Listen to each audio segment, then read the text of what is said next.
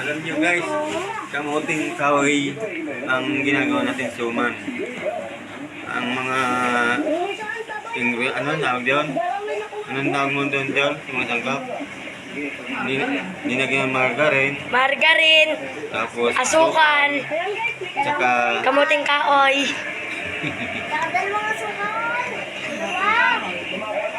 tingkaw. Yan lang guys, yung ginawa namin.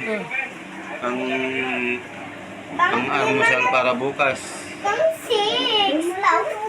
Maninext time pa kami bukas. Magdadala kayo. Ayun, pinapanood namin video namin. Ayun guys. Sila, ano ba yun? Nagtitelepon. Ito na po, luto na po yung ginawa natin guys kagabi. Ayan o. Napakasarap guys. Kumain na nga po guys.